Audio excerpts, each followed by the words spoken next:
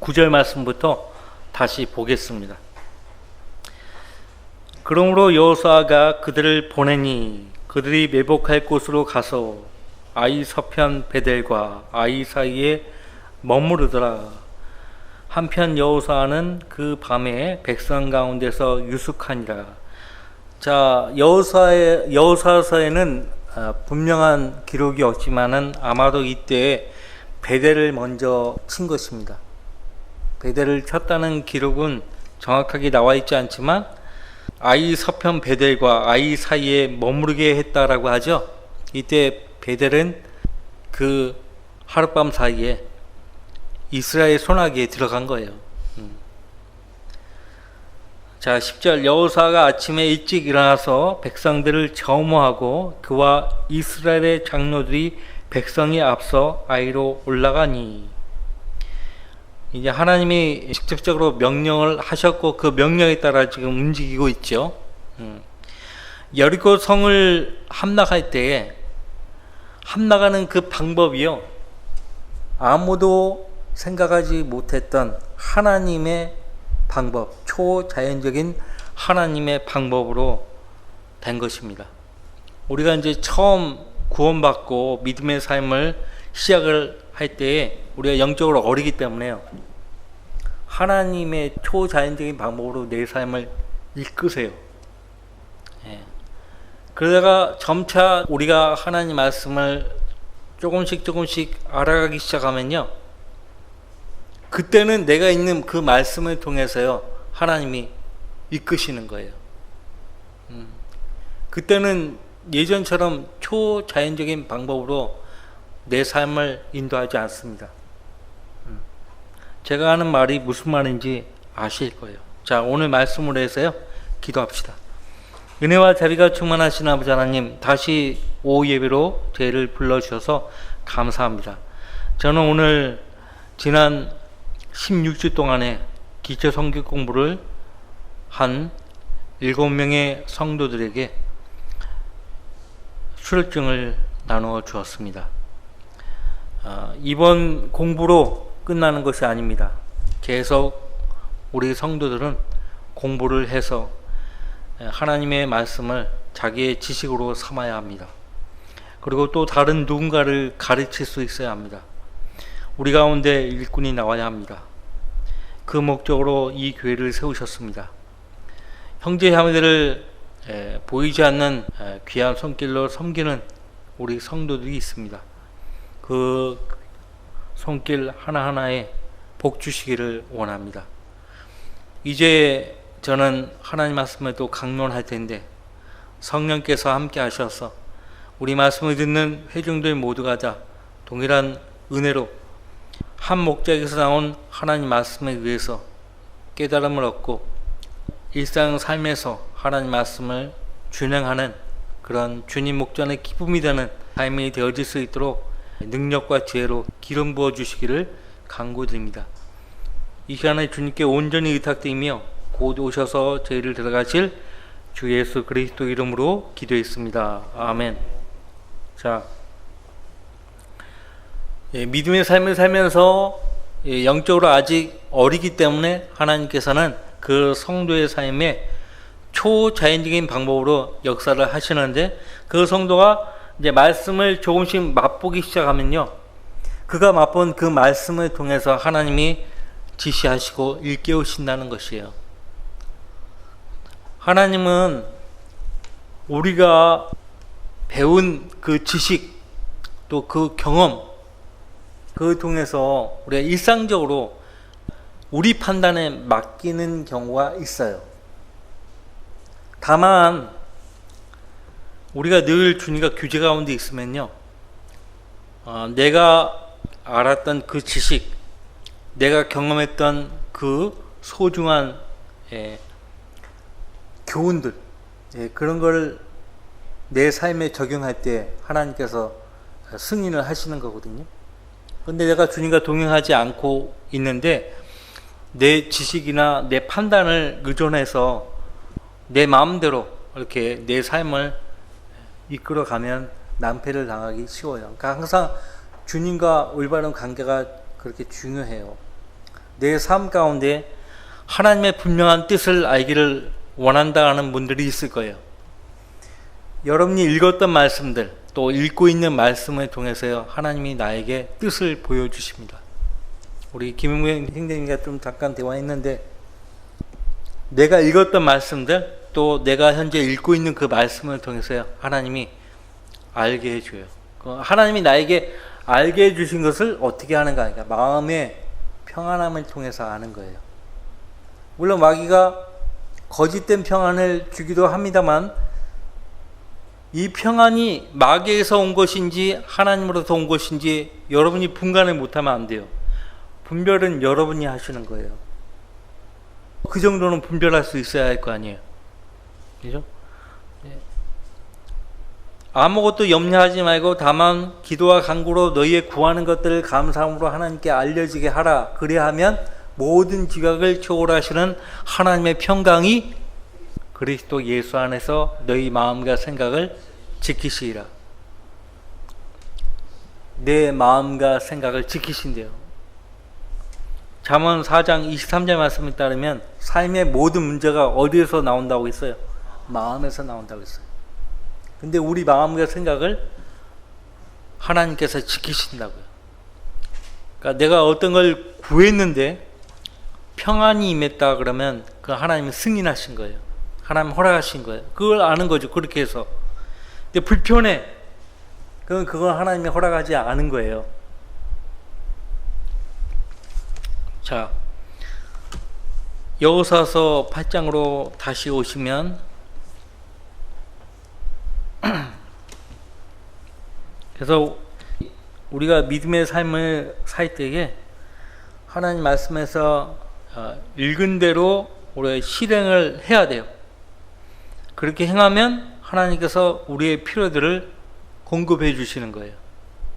그러니까 하나님의 뜻에 순종하며 사는가, 거기에 따라 하나님의 공급을 받느냐 못 받느냐, 그것이 결정적인 원인이 되는 거예요. 하나님 말씀을 읽었는데 읽은 그 말씀을 실행하지 않는다? 그러면 하나님으로부터 공급을 얻을 수가 없어요. 받을 수가 없어요. 에스겔서에 보면 하나님께서 자기 백성에게 식량봉을 끊으신다는 말씀하셨거든. 식량봉을 끊는다. 독특한 표현이에요. 국어사전에도 없어요. 식량봉이라는 말은 우리 한글 킴제인 성경에만 있는 말이에요. 이성 목사님이 그 말을 만든 거예요. 식량봉을 끊다.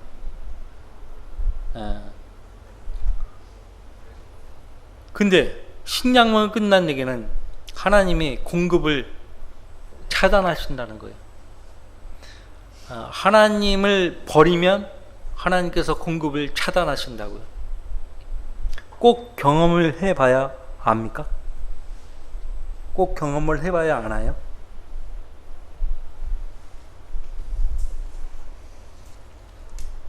현명한 사람은 자기 길을 살핀다고 했죠. 그리고 재앙을 보면 피한다고 했어요. 자기 길을 살피고 재앙을 보면 피할 줄 알아야 그 사람이 지혜가 있는 거죠. 응? 재앙이 있는지 없는지도 모르고 우직스럽게 그냥 가는 거예요, 그냥. 그럼 세상 사람들이나 그렇게 하는 거예요. 자, 믿음은 오직 성경만을 우리 안내자로 삼고 하루하루 살아가는 거예요. 의인은 믿음으로 말미암아 살리라고 말씀하셨잖아요. 이 지금 방금 말씀드린 그것을 의미하는 것이에요. 믿음으로 아니하는 모든 것이 죄라고 했어요. 자,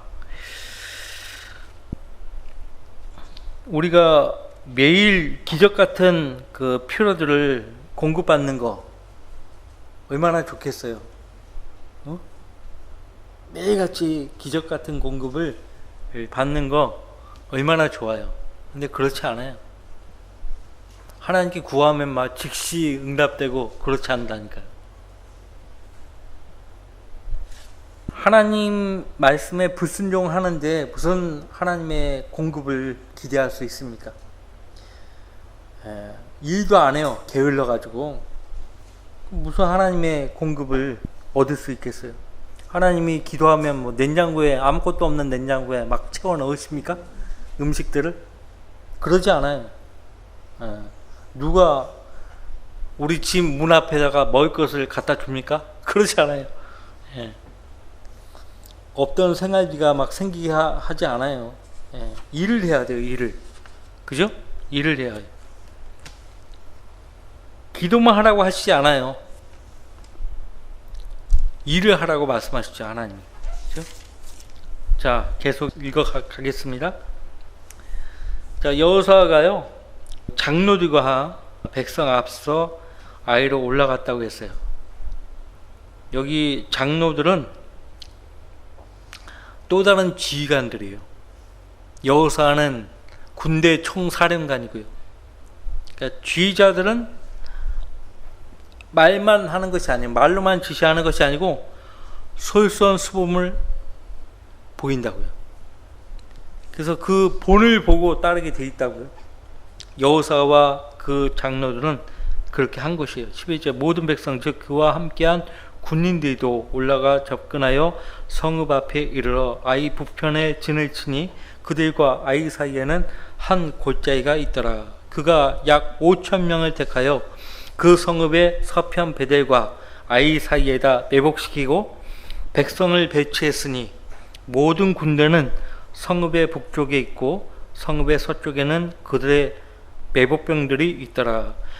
베델은 이미 여호수아 손아귀에 들어간 거예요. 정복된 거예요.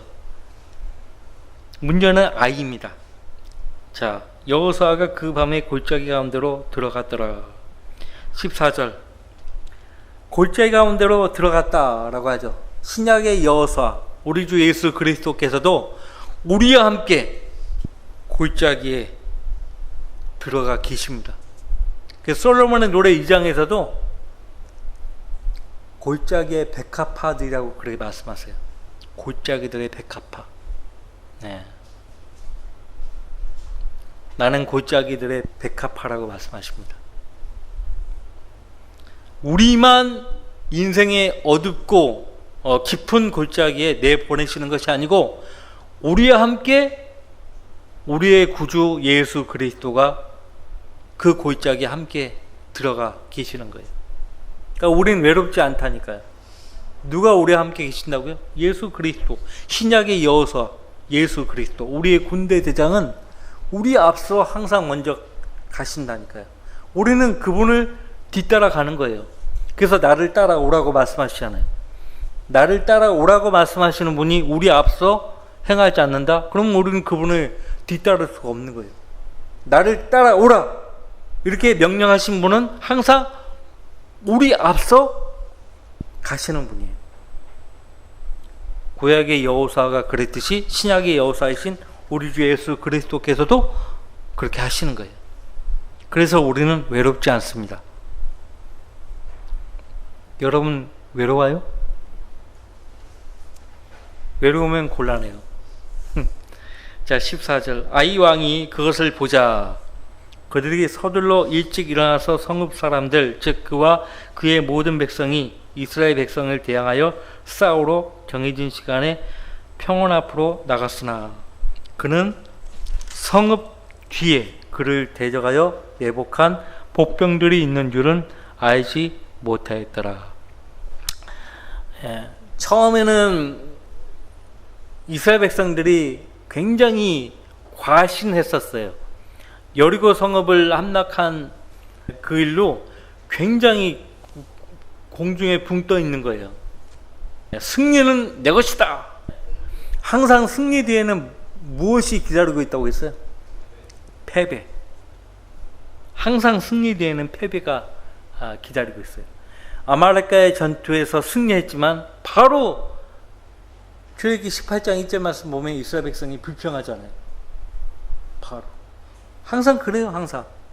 항상 패배가 기다리고 있다는 걸 명심해요. 그걸 알면은 겸손을 잃어버리면 안 되고 항상 긴장해야 돼요. 영적으로 긴장하고 있어야 돼요. 영적인 긴장을 잊어버리면 안 돼요. 그래서 깨어있으라고 말씀하시는 거예요. 깨어있으라. 자, 지금 아이 성의 왕은요, 굉장히 과신해 있죠. 왜? 승리했었잖아요. 지금 2차 그 침투를 하는 거거든요. 여호사와 그 군인들이 또 한 번 우리가 이길 것이라고 생각하고 있는 거예요. 뭘 모르고 있다고요?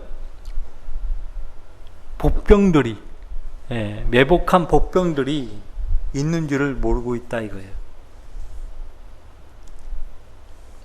세상 사람들은요, 그들의 신 마귀가요, 그들에게 모든 것을 알려주지 않습니다. 마귀는 그들을 이용할 뿐이에요. 사람들은 몰라요. 마귀는 그들을 이용해요. 마귀의 수법은 간단해요. 써먹고 버립니다. 그냥 버리는 게 아니고 파멸시켜버려요. 그냥 자기가 이용했기 때문에, 사용했기 때문에 더 존중하고 더 위해주고 보장해주고 할 것 같죠? 자, 이때 아니에요. 써먹고 버리고 파멸시켜버려요. 그게 마귀가 하는 거예요. 그러니까 마귀 같은 사람들, 특히 공산주의자들, 사용하고 버려요. 버리되 사람을 완전히 파멸시켜버려요. 아예 그냥 힘을 못 쓰게 만들어버려요.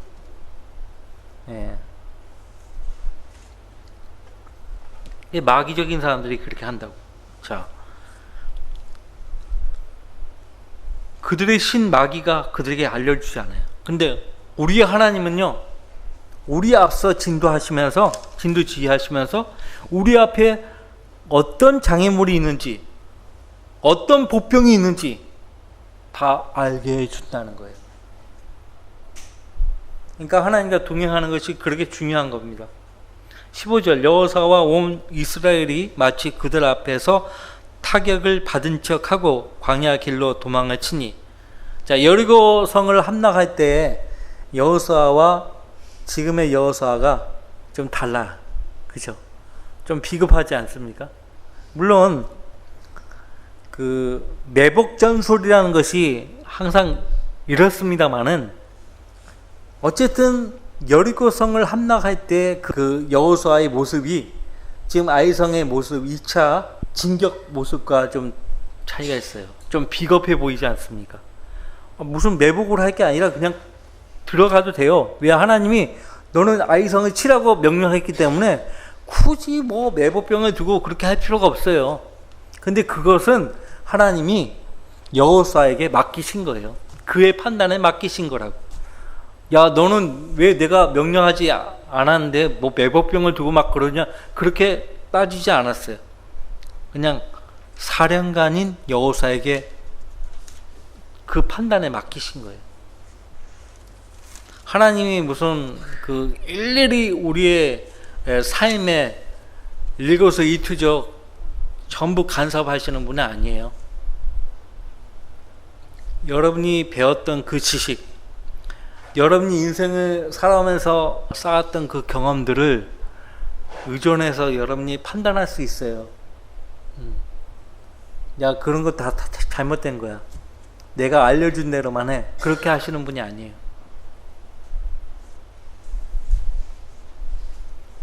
다만 내가 배웠던 지식, 내가 얻었던 그 인생의 교훈과 경험을 전적으로 의존하는 게 아니에요. 우리는 주님과 동행하면서, 그마저도 하나님께 물어가면서, 하나님이 내 생각과 마음을 지키실 때, 평안으로 지키실 때, 아, 하나님이 허락하시는구나, 그렇게 판단하고 행동을 하는 거죠. 막무가내로 내 지혜를 신뢰하는 거 아니잖아요. 오히려 잠언에서 너의 지혜를, 너의 명철을 의지하지 말라고 말씀하신 분이 하나님이에요. 자, 계속 읽어 보겠습니다. 제가 하는 말이 무슨 말인지 아시겠죠? 좀 비겁해 보이지만은 여호수아의 그 판단에 하나님께서 맡기셨다는 거예요. 여호수아 입장에서는 이렇게 매복 전술로 진입하면 승리할 것 같다라고 판단을 하고 그렇게 하는 거예요. 한 번 아이성을 함락했을 때 졌기 때문에 그 경험이 있잖아요. 경험치라는 것이 있잖아요. 이번에는 이 방법으로 한번 해보자, 그렇게 한 거예요. 그것에 대해서 주님이 잘못했다고 말씀하지 않으셨다고요. 16절에 그들을 쫓아가려고 아이에 있는 모든 백성이 함께 소집되더라. 그들이 여호수아를 추격하니 성읍에서 멀어지더라. 아이나 베델에는 이스라엘을 쫓아가지 아니한 자가 한 사람도 남지 않았으며 그들이 성읍을 열어놓고 이스라엘을 쫓으니라. 내가 볼 때는 이 아이성은 전쟁 경험이 많이 없는 것 같아. 그죠? 전쟁 경험이 많이 없으니까 이런 실수를 범하는 건 정말 치명적인 실수예요. 어떻게 군사들을 그 성읍 안에 남겨두지 않고 다 나옵니까? 여러분들 그 축구 경기 보셨죠? 뭐 공격수 뭐 전부 상대편으로 다 몰리면은 어떻게 되는 거예요? 골키퍼까지 다 골키퍼까지 미들 그 그라운드까지 다 나와. 골키퍼까지 큰일 나는 거예요.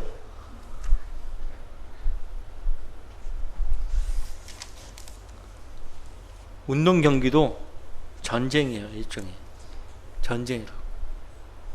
지금 아이성은 내가 볼 때는 전쟁 경험치가 없는 거예요. 아이나 베델에는 이스라엘을 쫓아가지 아니한 자가 한 사람도 남지 않았으며 그들이 성읍을 열어놓고 이스라엘을 쫓으니라. 그러니까 이 베델도 문제가 많은 게 이 자기 성읍 베델은 텅 비워놓고 아이 성과 연합을 해가지고요 지금 이스라엘을 대적하고 있는 거예요. 그러니까 베델성이 비었기 때문에 베델성은 이미 이스라엘 수중에 들어가 버린 거예요. 지금 이 베델을 지켜야 되는 사람들이 이제 아이성에 들어와 있어요. 이것만 보면 알죠? 얼마나 우스워요 진짜. 성읍을 열어놓고 이스라엘을 쫓으니라. 18절 주께서 여호수아에게 말씀하시기를 내 손에 있는 창을 아이를 향하여 뻗치라. 내가 아이를 내 손에 쥐라 하시니 여호수아가 자기 손에 갖고 있던 창을 그 성읍을 향하여 뻗치더라. 여호수아가 팔을 뻗치자 내복병들이 그들의 자리에서 급히 일어나서 성읍으로 달려 들어가 그것을 함락시키고 서둘러 그 성읍에다 불을 놓았더라. 아이 사람들이 그들 뒤를 돌아보자 보라 성읍의 연기가 공중으로 올라가는 것을 보니 이 길로나 저 길로나 도망갈 힘이 없어졌더라. 그때 광야에서 도망간 백성이 추격한 자들에게로 돌아섰더라. 자, 여호수아의 행위를 유심히 관찰해 보세요. 하나님 명령대로 그 손에 있는 창을 아이를 향해서 뻗쳤어요. 이것은 공격 지시를 명령하는 거예요. 공격 앞으로 하는 거거든요. 지휘자가 돌격 앞으로 하면 그 신호를 보고 군사들이 분대원들이 돌격하는 거거든요. 근데 군사들이 그 아이성으로 다 돌격할 때 계속 여호수아의 그 팔은 뻗쳐 있는 거예요. 창에 들고 뻗쳐 있는 거예요. 럭카 목사님이 말씀하실 때 최소한 6시간은 그러고 있었을 것이다 라고 말씀하세요. 6시간. 여러분들 6시간을 창에 들고 이렇게 계속 있어야 되는 거예요. 그렇게 할 수 있어요. 여러분들 학교 다닐 때 많이 서봤던 벌 뭐예요? 무릎 꿇고 손 들어. 그러면 손이 아프니까 자꾸 내리죠. 선생님은 뒤에도 눈이 있어가지고 알죠? 자꾸 손 내리네. 깨버리면은 걸상에 들게 해요. 또 아주 무서워. 선생님이 얼마나 무거워요. 군대에서 벌 쓸 때요, 특히 유격 훈련할 때 소총 들고 손을 들게 해요. 얼마나 무거운지 아세요? 그냥 손을 들고 있어도 힘든데 소총을 들게 해요. 이 모습을 언제 한번 봤어요, 우리가? 어디서 봤죠? 아말렉과의 전투요.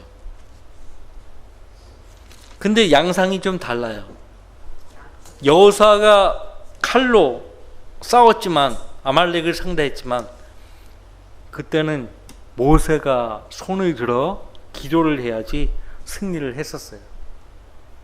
여러분들 잠깐 기억을 되살리기 위해서 출애굽기 17장을 보겠습니다.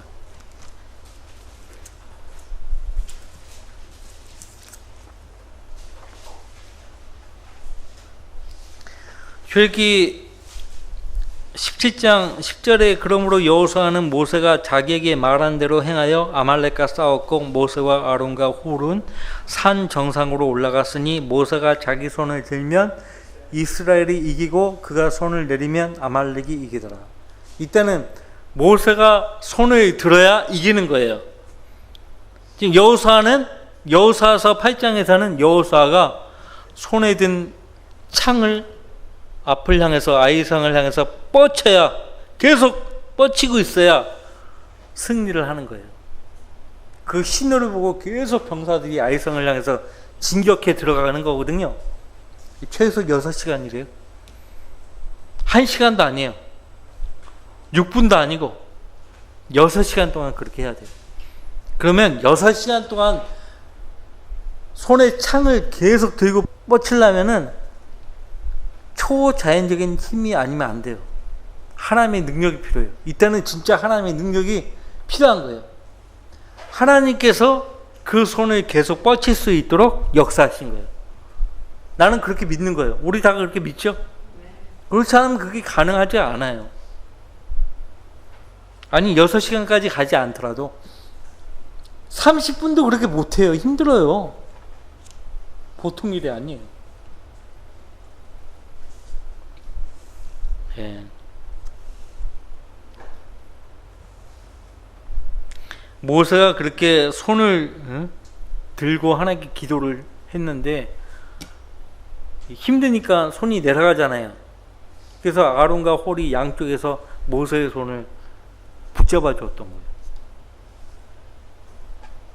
그리고 여호수아가 칼날로 아말렉과 그의 백성을 쳐부쉈다라고 합니다.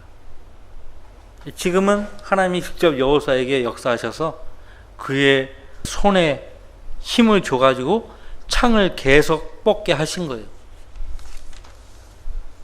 우리가 하나님의 성기일 때에 정말 어떨 때는 하나님의 전적인 능력이 필요해요.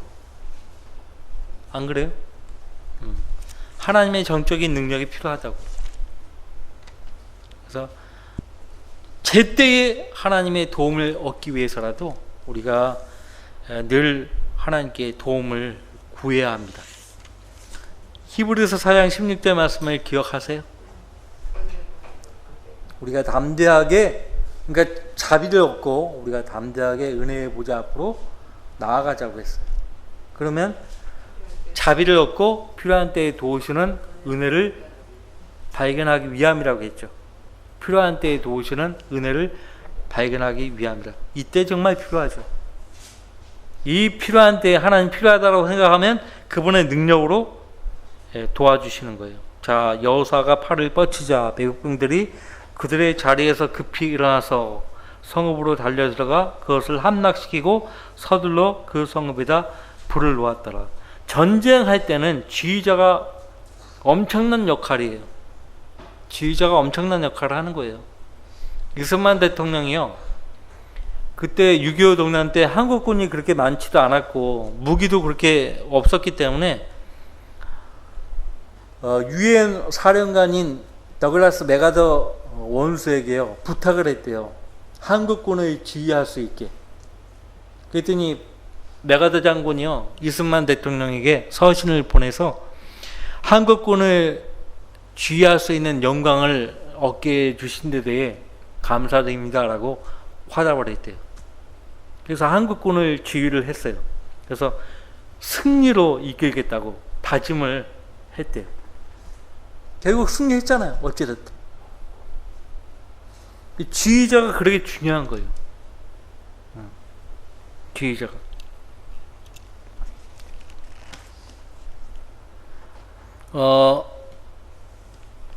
20절 아이 사람들이 그들 뒤를 돌아보자 보라 성읍의 연기가 공중으로 올라가는 것을 보니 이 길로나 저 길로나 도망갈 힘이 없어졌더라. 그때 광야에서 도망간 백성이 추격한 자들에게로 돌아섰더라. 여호수아와 온 이스라엘이 매복병들이 성읍을 차지하고 성읍의 연기가 올라가는 것을 보고 다시 돌이켜 아이 사람들을 죽이니라.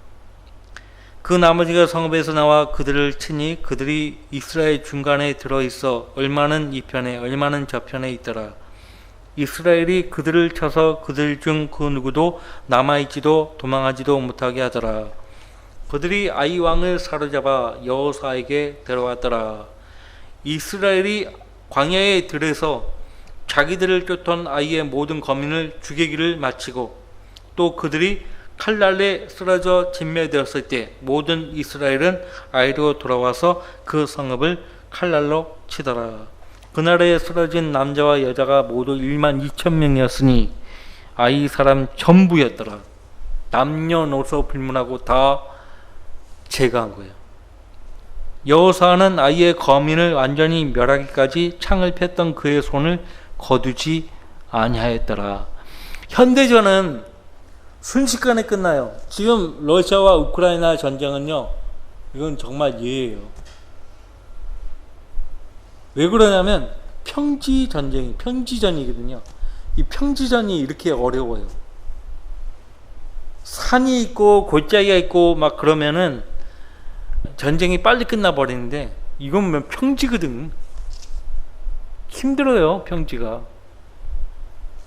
옛날부터 그래요, 옛날부터. 자, 그래서 지금은 전쟁을 진짜 하면은 순식간에 끝납니다. 게다가 우리 주님께서 만왕의 왕 만주의 주로 내려오시면 아마겟돈 전쟁 하잖아요. 무기또 골짜기에서요. 그냥 몇 시간도 안 되게 다 끝나는 거예요. 몇 시간도 안 걸려요. 그냥. 예수 그리스도와 2억 명의 유엔군과 대항하는데 몇 시간도 안 걸려. 다 끝나는 거예요. 생각해 보세요. 우리 주의 군대들이 예수님 뒤에 있긴 하는데 예수님이 앞에서 다 해버려 그냥.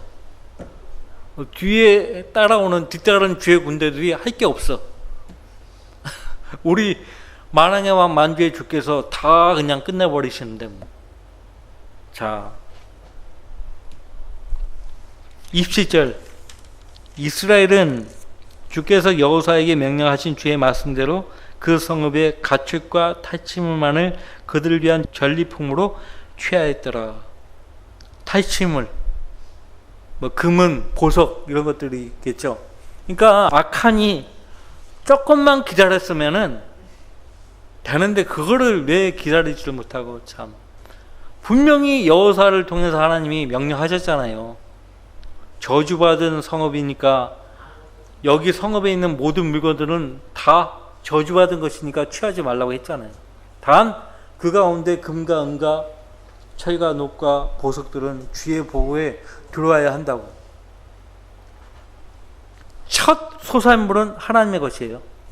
첫 열매들은 하나님의 것이라고. 그 다음부터는 너희 것이야. 이거거든요. 조금만 참으면 조금만 참으면 되는데 그걸 못 참고 말이야. 어? 주님을 따르는, 주님을 섬기는 성도에게 기본적으로 요구되는 것이 있어요. 그것이 뭐예요? 오래 참음, 인내예요. 그 인내는요, 모든 시대의 모든 성도에게 필요한 거예요.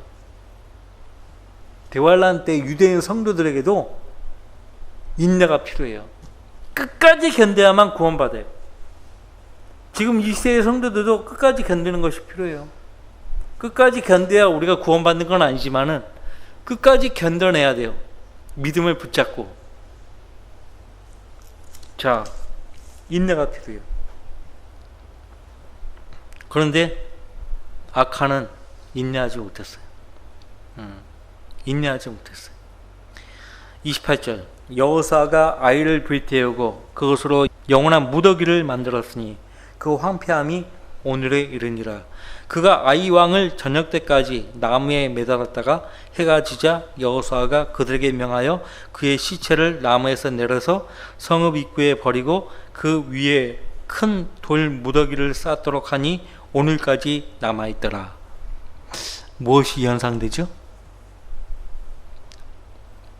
우리 대신에 저주받으신 예수 그리스도가 연상이 되죠. 그리고 이렇게 행한 것은 신명기의 율법에 딱 하나님 명시하셨기 때문에 그 율법대로 여호수아가 한 거예요. 신명기 22장 23절. 저주받은 자들은 나무에 매달라고 했어요. 저와 여러분 때문에 누가 나무에 대신 매달려 저주받으신 거예요? 예수님이요. 그날 예수님은 그 나무에서 내려와 안치되었잖아요.